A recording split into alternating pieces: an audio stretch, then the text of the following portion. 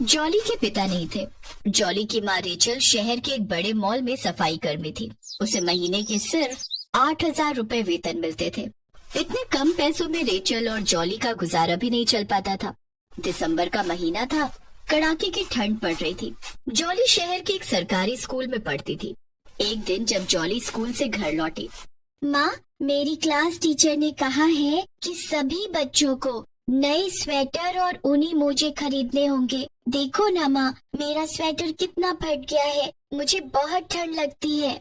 Jolly बेटी, अगले महीने मुझे तनख्वाह मिलेगी तो मैं तेरे लिए नए स्वेटर और ऊनी मोजे खरीद दूंगी। लेकिन माँ, तनख्वाह तो तुम्हें जनवरी में मिलेगी, तब तक बहुत देर हो जाएगी। ठंड तो अभी पड़ रही है ना, क्रिसमस का त्योहार भी आने वाला है। क्रिसमस पर सभी बच्चे नए नए कपड़े, नए स्वेटर और नए जूते मोजे पहनेंगे। मैडम ने कहा है कि जो बच्चे नए स्वेटर और ऊनी मोजे खरीदेंगे उन्हें ही क्रिसमस के प्रोग्राम में भाग लेने का मौका मिलेगा। प्रोग्राम में सेंटा भी आएंगे और सभी बच्चों को गिफ्ट देंगे। माँ, मेरा बड़ा मन है कि मैं भी क्रिसमस प्रोग्राम में भाग लूं और क्रिसमस मनाऊं।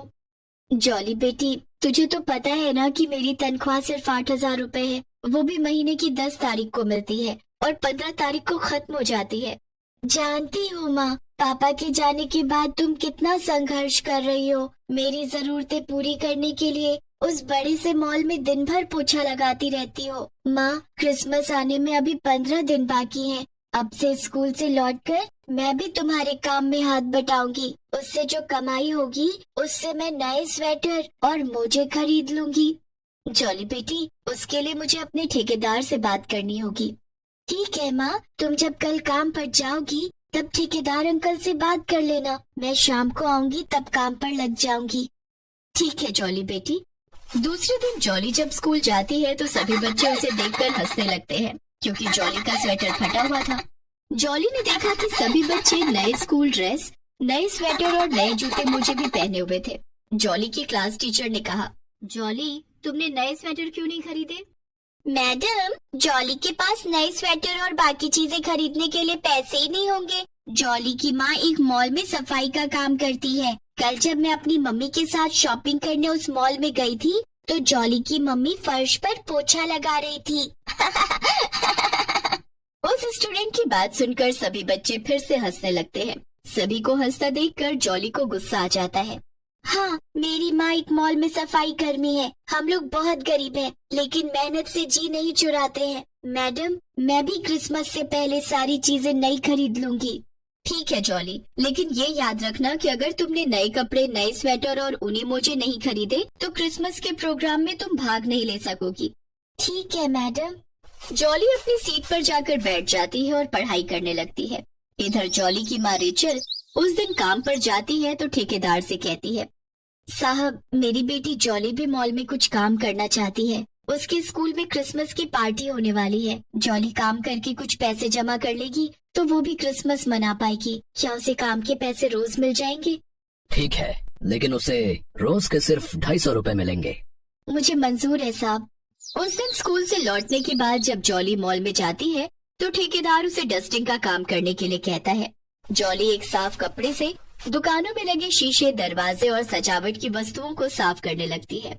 एक दुकान के शीशे की दीवार साफ करते हुए जॉली ने देखा कि दुकान के अंदर एक बहुत खूबसूरत स्वेटर टंगा हुआ था। जॉली उस स्वेटर को खरीदना चाहती थी। वो रेचल से जाकर कहती है, जॉली बेटी, इतने महंगे सपने मत दे। इस मॉल में बिकने वाली सभी चीजें बहुत महंगी हैं। इन्हें खरीदना हमारे बस की बात नहीं है। माँ, सपने देखने में क्या बुराई है? जो सपने देखता है वो उन्हें पूरा भी कर लेता है। तुम एक बार दुकान के अंदर तो चलो, हम स्वेटर की कीमत तो पूछ ही सकते हैं। रेचल और जॉली दुकान के अंदर जाते हैं और स्वेटर की कीमत पूछते हैं। अरे, तुम तो वही हो ना जो मॉल में पोछा लगाती हो? जी साहब। देखो, इस स्वेटर को खरीदना तुम्हारे बस की बात नहीं है। हाँ अंकल, आप स्वेटर की कीमत बताइए। स्वेटर खरीदना है या नहीं वो हम तय कर लेंगे। अरे, ये स्वेटर 10,000 की है भाई। स्वेटर की कीमत सुनकर जॉली और रेचल दुकान से बाहर आ जाते हैं। बड़े आए स्वेटर खरीदने। जॉली बेटी, देख लिया तूने, स्वेटर तो हम खरीद नहीं पाए, ऊपर से हमारी बेइज्जती भी हो गई। कोई बात नहीं माँ, हम कोई सस्ता स्वेटर खरीद लेंगे। जॉली अब रोज शाम को मॉल जाती और डस्टिंग का काम करती। बदले में ठेकेदार उसे रोज के 250 रुपए देता। धीरे धीरे दिन बीत रहे थे। क्रिसमस का त्योहार नजदीक आ गया था। 2 दिन के बाद क्रिसमस का त्योहार है। स्कूल में प्रोग्राम होने वाला है। मुझे अपने लिए नए स्वेटर, नए कपड़े और जूते मोजे खरीदने होंगे। अपने पैसे जोड़कर देखती हूँ कितने इकट्ठे हुए हैं। जॉली अपनी कमाई जोड़ने लगती है तो देखती है कि उसके पास कुल 2000 रुपए ही हुए थे। ये तो बहुत कम है, लेकिन मुझे अपने लिए शॉपिंग तो करनी पड़ेगी। फ्राइडे मार्केट से सारी शॉपिंग कर लूंगी। वहाँ सारी चीजें सस्ते में आ जाएंगी और मेरी शॉपिंग भी हो जाएगी। जॉली रेचल से कहती है कि वो उसके साथ फ्राइडे मार्केट चले। जॉली और रेचल मार्केट जाने के लिए घर से बाहर निकल ही रहे थे कि तभी मकान मालिक आ गया। अरे सेठ जी, आप कहिए कैसे आना हुआ? अरे तू तो ऐसे पूछ रही है जैसे तुझे मालूम ही नहीं। पिछले महीने ही मैंने किराया बढ़ाने के लिए कहा था। तूने अगले महीने का वादा किया था। इस बार मुझे बढ़ा हुआ किराया चाहिए, नहीं तो अभी के अभी मकान खाली कर दे। सेठ जी, आपको तो पता है कि हम कितने गरीब हैं। अगर आपने किराया बढ़ा दिया तो हमारे पास खाने के पैसे नहीं बचेंगे। जॉली की पढ़ाई भी छूट जाएगी। देखो, मुझे इन बातों से कोई लेना देना नहीं है। मुझे जो है मेरे पैसे चाहिए बस। सेठ जी, आपको आपके पैसे मिल जाएंगे। जॉली ने 2000 रुपए निकाल कर मकान मालिक को दे दिया। और बाकी के 2000 कब मिलेंगे? अगले महीने की 10 तारीख को जब माँ की तनख्वाह आ जाएगी तो आपको बाकी के पैसे भी मिल जाएंगे। मकान मालिक अपने पैसे लेकर चला जाता है। ये तूने क्या किया जॉली बेटी? अब तू शॉपिंग कैसे करेगी? कोई बात नहीं माँ, मेरी शॉपिंग से घर का किराया ज्यादा जरूरी है। लेकिन तेरे स्कूल में क्रिसमस का प्रोग्राम है तो उसमें भाग नहीं ले पाएगी। तेरा क्रिसमस मनाने का बहुत मन है ना? माँ, जीसस चाहेंगे तो मैं क्रिसमस जरूर मनाऊंगी। दूसरे दिन जॉली जब स्कूल जाती है तो देखती है कि स्कूल में क्रिसमस की तैयारी चल रही थी। सभी बच्चे स्कूल को सजा रहे थे। जॉली को देखकर एक बच्ची कहती है, जॉली, सभी बच्चे कितने सुंदर लग रहे हैं। सभी के पास नई स्कूल ड्रेस और सब कुछ नया है। तुम्हें नहीं लगता कि तुम्हें हमारे बीच से चले जाना चाहिए? तुम मॉल में जाकर सफाई करो। स्कूल में 2 दिन तक पढ़ाई नहीं होगी। हम सब क्रिसमस सेलिब्रेट करेंगे। अब तुम स्कूल तब आना जब क्रिसमस खत्म हो जाएगा। उस बच्ची की बात सुनकर जॉली रुआंसी हो जाती है और रेचल के पास मॉल में आ जाती है। अरे जॉली बेटी, तू स्कूल से इतनी जल्दी आ गई? जॉली रेचल से लिपट जाती है और रोने लगती है।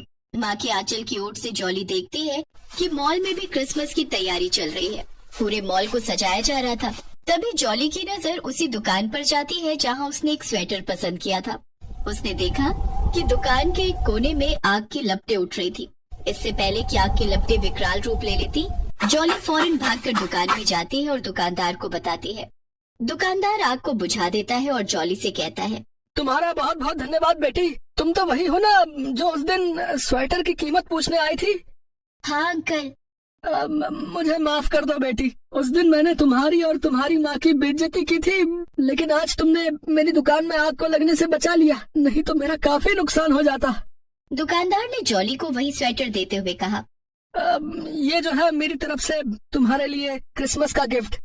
दुकानदार ने जॉली को नई स्कूल ड्रेस, नए कपड़े और नए जूते मोजे भी दिए। Thank you uncle. तब तक रेचल भी वहाँ आ जाती है। दुकानदार रेचल को भी क्रिसमस गिफ्ट के तौर पर नए कपड़े देता है।